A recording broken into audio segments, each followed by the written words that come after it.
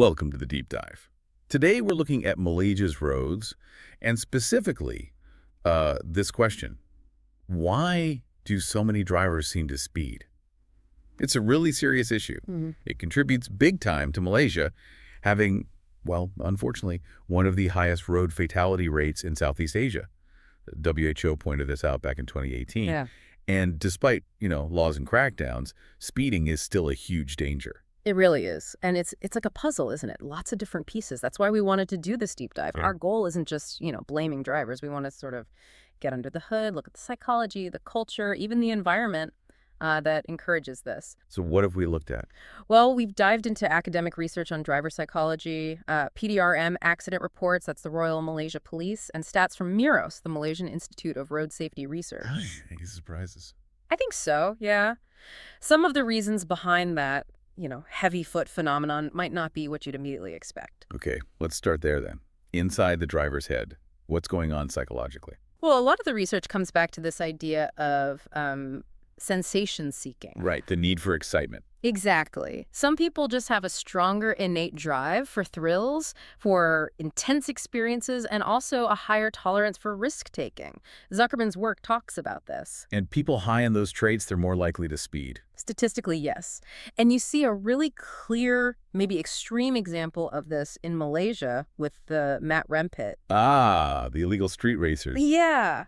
Their whole activity, as researchers like Abdul Manan and Varhili have studied, is massively driven by that thrill-seeking. Speed is, like, the core element. It's not about transport. It's the rush. Okay, but it's not just the racers, right? Yeah. It seems like a lot of ordinary Malaysian drivers think they're better behind the wheel than they actually are. Oh, definitely. There was one study, I think it was Radin Humar and his colleagues, that found something like 62% of drivers surveyed overestimated their own skills. Wow, 62%. That's huge. That's the illusion of control thing. Precisely. That overconfidence means they think they can handle higher speeds safely, even when objectively they can't. And while overconfidence isn't unique to Malaysia, some research suggests maybe cultural factors around saving face could play a role, making people less likely to admit mistakes. Interesting. So they think they're fine speeding. They perceive less danger, yeah. And then there's the age factor. MIROS data from just a couple of years ago, 2021, it shows young drivers, like 18 to 25-year-olds, they have the highest speeding rates. Linked to impulsivity, maybe? Being younger? That's a strong possibility. Yeah, impulsivity tends to be higher in younger people, and some work by Razmi Ismail and others actually connected high impulsivity and low empathy scores in young Malaysian drivers with more aggressive driving, including speeding. Low empathy, too. So Yeah. less consideration for others on the road. Potentially, yes. It suggests speeding isn't just an isolated choice for some, but maybe part of a wider pattern of risk-taking and maybe lower concern for other safety. So these psychological factors are definitely there, but you said earlier they don't happen in a vacuum. Exactly. Which brings us to the cultural and social side of things.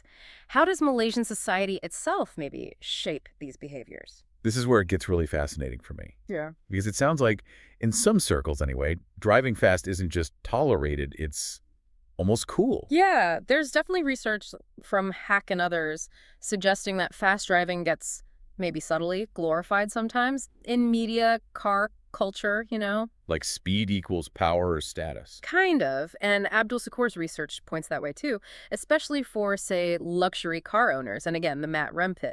Speeding can be a way to project an image, a status symbol. It feels like it's become normalized then. I saw a Meros survey from 2020, 45% of Malaysians admitted speeding regularly and basically said it was socially acceptable. Yeah, almost half. When a behavior gets that widespread, that accepted, it's really hard to tackle with just like posters saying don't speed. Makes sense. And what about gender? Any differences? Oh yeah, clear difference. PDRM data from 2022 showed male drivers are roughly 3 times more likely to speed than female drivers. 3 times. Wow. It lines up with global patterns, often linked to, social expectations, different risk perceptions, maybe. And related to that normalization thing, there was a study comparing drivers, wasn't there?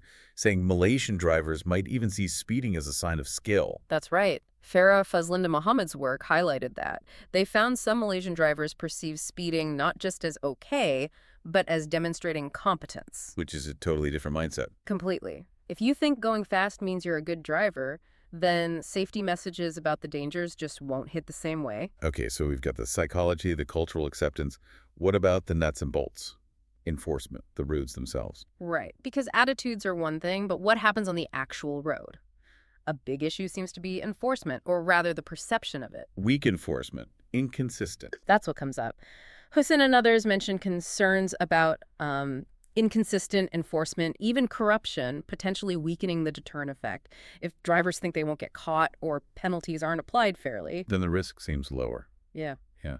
What about the speed cameras, the AES system? Well, the problem there, according to Wong and others, is that the fixed cameras, well, everyone knows where they are. So you just brake for the camera and speed up again. Pretty much. It limits their overall effectiveness. And the roads. Yeah. Can the design actually encourage speed? I mean, some of those highways are so wide and straight. That's a really valid point. Hoffman and his colleagues looked into this.